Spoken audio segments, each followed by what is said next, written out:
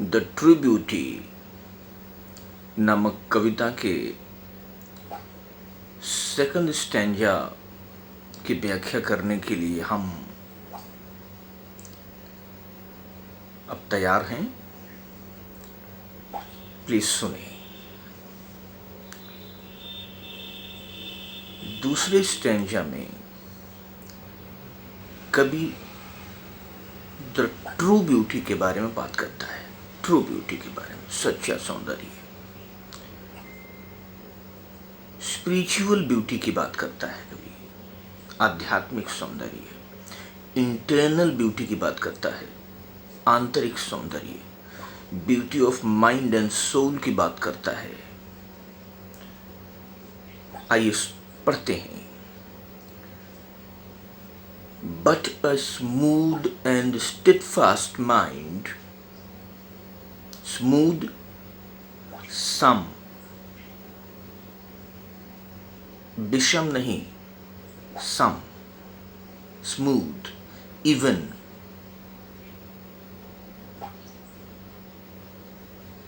ऊंचा नीचा नहीं, सम, बराबर, इवन,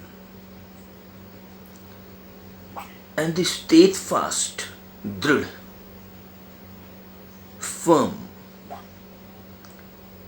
faithful, loyal, stable, ये सब सिनोनिम्स हैं किसके? steadfast के। स्थिर, वफादार, firm, faithful, loyal, stable. Mind, दिमाग, दिमाग कैसा? दृढ़, वफादार, स्थिर, और कैसा? स्मूथ, सम। ऐसा प्रेमी जिसका दिमाग स्थिर हो, जिसका दिमाग सम हो, बदले नहीं, परिवर्तनशील न हो, चेंजफुल न हो, सम रहे, स्थिर रहे, ऐसा प्रेमी। जेंटल थॉट्स, जेंटल, नोबल, उत्तम, गुड, सद, गुड थॉट्स। जेंटल थॉट्स मतलब गुड थॉट्स, सद विचार। नोबल थॉट्स, उत्तम कोटि के विचार। एंड calm desires, calm, शांत, शांत, अशांत नहीं, शांत, क्वाइट, serene, undisturbed, ये सिनोनिम्स हैं calm के। serene, quiet, undisturbed, okay। Gentle thoughts, उत्तम कोटि के विचार, सद्विचार। एंड कॉम डिजायर्स, और जिसकी इच्छाएं कैसी हो? शांत, अनडिस्टर्ब्ड, सीरीन, क्वाइट। ऐसा प्रेमी जिसका मस्तिष्क स्थिर हो, जिसका मस्तिष्क, जिसका दिमाग सम हो, जिसके विचार उच्च कोटि के हों, सद्विचार हों, और जिसकी इच्छाएं शांत हों, जिसकी इच्छाएं अनियंत्रित नहीं, नियंत्रित हों, संयमित हों, अनुशासित हों। हार्ट्स, हृदय, विद इक्वल लव, समान प्रेम से। दो प्रेमी जो हैं उनके हृदय समान प्रेम से कंबाइंड, जुड़े हों, एसोसिएटेड हों। कंबाइंड का दूसरा सिनोनिम क्या बता रहा हूं? Associated. Hearts with equal love combined, और प्रेमी के हृदय समान प्रेम से कंबाइंड हों, जुड़े हों। दोनों एक दूसरे का सम्मान करते हों, दोनों एक दूसरे का ख्याल रखते हों, दोनों एक दूसरे के विचारों का आदर करते हों, दोनों का मस्तिष्क स्थिर हो, दोनों का मस्तिष्क सम हो, दोनों की इच्छाएं शांत हो, दोनों के विचार उच्च कोटि के हों। ऐसा प्रेम, ऐसे प्रेमी आध्यात्मिक सौंदर्य के नज़दीक होते हैं। यही है सच्चा सौंदर्य। काइंडल और ये सारी चीज़ें जलाए रखती हैं। Kindle, I am sorry, Kindle जलाए रखना। इग्नाइट, किंडल का दूसरा इंग्लिश क्या होगा? इग्नाइट, IGNITE, इग्नाइट जलाए रखना।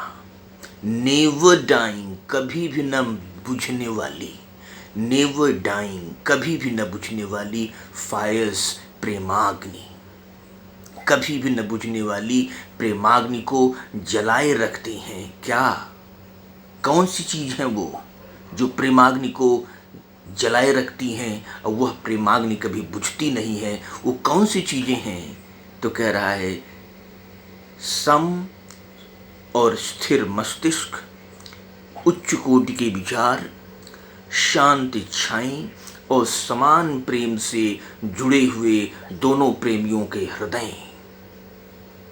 ये वो ईंधन हैं जो सच्चे प्रेमियों के अंदर कभी भी न बुझने वाली प्रेमाग्नि को जलाए रखते हैं, किंडल करते हैं।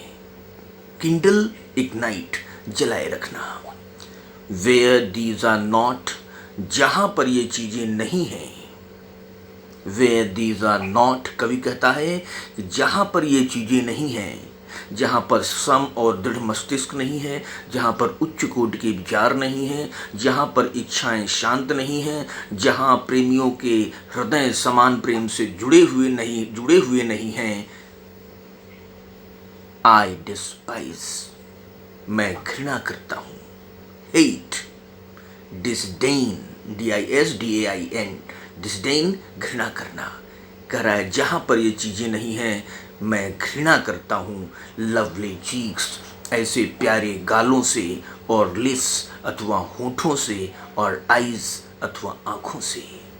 ऐसे ऐसे प्यारे प्यारे गाल, ऐसे लाल लाल होंठ, ऐसे तारे जैसी चमकती आँखें बेकार हैं, यूजलेस हैं। अगर उन प्रेमियों के अथवा उस प्रेमी के मस्तिष्क स्थिर नहीं है, सम नहीं है, विचार उत्तम नहीं है, इच्छाएं शांत नहीं हैं और उनका हृदय समान प्रेम से जुड़ा हुआ नहीं है, तो ऐसे प्यारे प्यारे गाल, ऐसे लाल लाल होंठ और ऐसी तारे जैसी चमकती हुई आँखों का कोई मतलब नहीं है, क्योंकि ये एक न एक दिन इनको बूढ़ा हो जाना है। और जैसे ये बूढ़े होंगे, ऐसे शरीर के पीछे, शारीरिक सौंदर्य के पीछे भागने वाले प्रेमियों का प्रेम भी नष्ट हो जाता है। ये आपके सेकंड स्टैंजा की व्याख्या है हिंदी में, जो आपके लिए बहुत उपयोगी साबित होगा। अब आइए हम आपको इसी की इंग्लिश व्याख्या सुनाते हैं, बहुत आराम से सुनिएगा। In these lines Thomas Carew admires beauty of mind and soul. In these lines, Thomas Carew admires beauty of mind and soul. Such a love rests in even mind of lovers. Such a love rests in even mind of lovers. The poet says that where physical charms decay with the march of time, skin deep love also declines. Love without virtues does not stay long. The poet glorifies true beauty of loyalty, virtuous thoughts, and undisturbed desires. The man or woman whose heart, mind, and soul seek his or her love in noble thoughts and tender desires leading to loyalty and stability of mind, accompanied by equal love and respect for each other, promotes a spiritual love never to decline.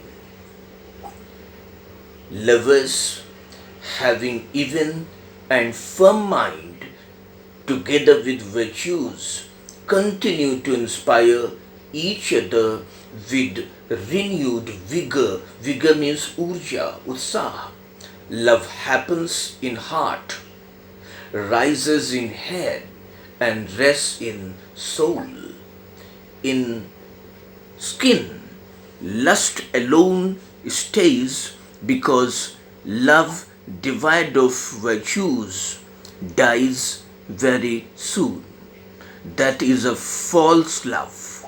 The true love lies in inner values strengthened by strengthened by serene, noble, and firm mind.